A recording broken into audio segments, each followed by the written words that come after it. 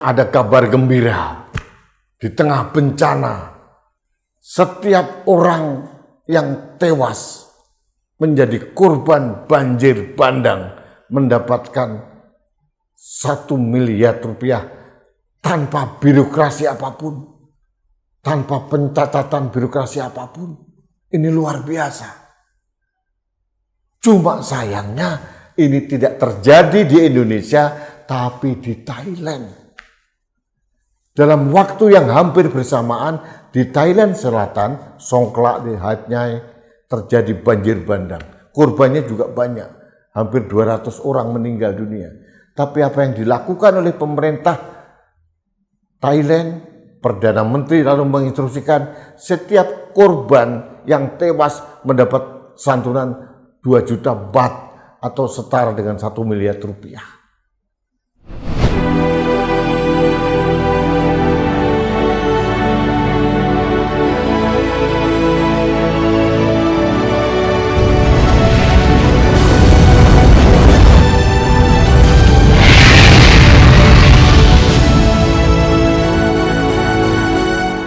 Lalu sahabat Indonesia, ada kabar gembira di tengah bencana. Setiap orang yang tewas menjadi korban banjir bandang mendapatkan 1 miliar rupiah tanpa birokrasi apapun, tanpa pencatatan birokrasi apapun. Ini luar biasa. Cuma sayangnya ini tidak terjadi di Indonesia, tapi di Thailand. Dalam waktu yang hampir bersamaan di Thailand Selatan, Songkhla di Hat Yai terjadi banjir bandang. Korbannya juga banyak, hampir 200 orang meninggal dunia. Tapi apa yang dilakukan oleh pemerintah Thailand, Perdana Menteri lalu menginstruksikan setiap korban yang tewas mendapat santunan 2 juta baht atau setara dengan 1 miliar rupiah. Luar biasa. Tanpa birokrasi, minta KTP, minta surat-surat. Pokoknya kamu adalah korban, keluarga korban yang meninggal dapat 2 juta baht atau 1 miliar. Tapi ini di Thailand, bukan di Indonesia. Bagaimana dengan Indonesia? Ada menteri yang mengusulkan 1 orang korban yang terdampak bencana banjir bandang di 3 provinsi dapat uang makan 10.000 per hari. Lalu bagaimana santunan yang meninggal? Belum pernah dibahas. Padahal kalau kita melihat jumlah korban jiwa yang meninggal 1.000 lebih ditambah 190 yang hilang, katakanlah 1.200 orang. Kalau kita meniru pemerintah Thailand, 1 orang yang meninggal itu diberikan santunan 1 miliar, itu cuma 1,2 triliun. Nggak banyak lah. APBN kita kan 3.600 lebih triliun. Potongan TKD untuk Aceh hampir 2 triliun. Potongan TKD untuk Sumatera Barat 2,5 triliun. Potongan TKD untuk Sumatera Utara 1,1 triliun.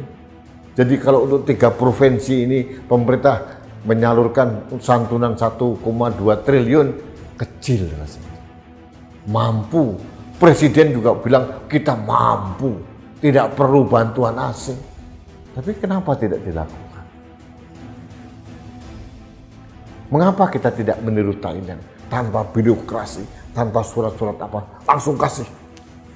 Langsung turunkan segera. Ini mimpi. Mimpi yang membuat kita ternyak. Mengapa di Thailand bisa melakukan itu, di Indonesia tidak? Kalau itu terjadi, mereka bisa mandiri, bisa membangun rumah sendiri. Mereka bisa bekerja, bisa menabung, bisa mengurus dokumen-dokumen yang lain, atau pindah tempat yang lain.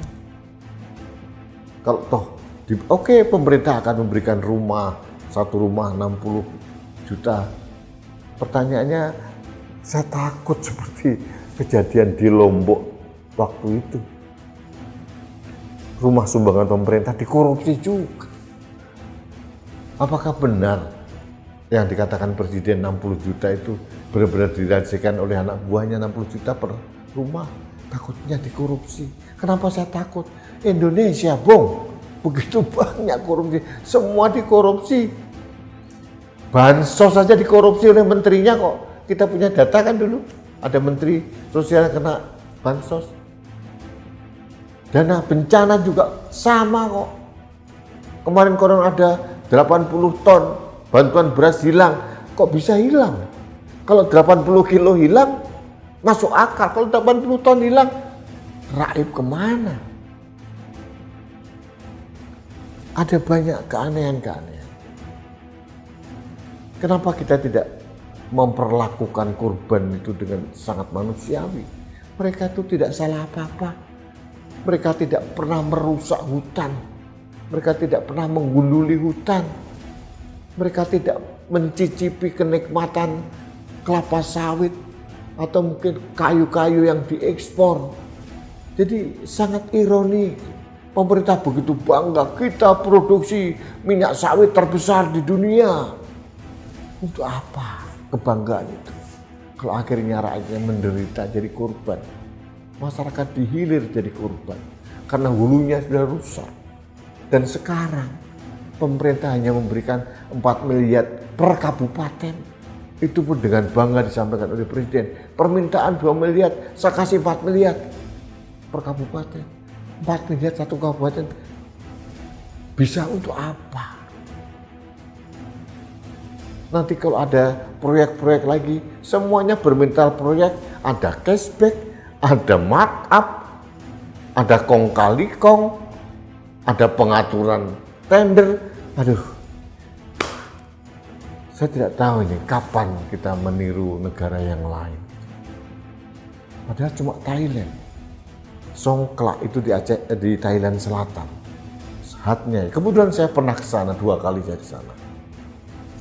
Saya tahu hampir sama dengan di Aceh. Penduduknya kulitnya juga sama dengan kita, tidak seputih dari Thailand Utara, karena ya kebanyakan mereka Muslim. Jadi ya sayang sekali santunan 1 miliar per korban yang meninggal akibat banjir bandang itu terjadi di Thailand. Mohon maaf, bukan di Indonesia. Ini membuat saya bingung, apa yang terjadi di negeri ini? Ya sudahlah, inilah negeri kita. Negeri yang penuh dengan pencitraan. Negeri yang penuh dengan seremonial, semua diseremonialkan. Presiden mau datang, tiba-tiba tenda-tenda BNPB dipasang, isinya kosong. Hanya dari luar, dari atas, drone kelihatan tenda-tenda berjejer, isinya nggak ada apa-apa. Pencitraan. Ada seorang menteri kesehatan mengatakan, Pak, nanti kita kirim sekian ratus nakes atau dokter pakai Hercules, nanti Bapak bisa foto-foto di sana dengan mereka. Pencitraan yang diberikan oleh Menteri Kesehatan. Aduh, buru-buru memberikan 1 miliar untuk korban yang tewas yang diberikan pada keluarganya. Sampai sekarang masih banyak yang terlantar, masih banyak yang. Jadi sekali lagi saya mohon, mari pada saat negara tidak mengurus kita, mari kita bangkitkan kembali solidaritas sosial.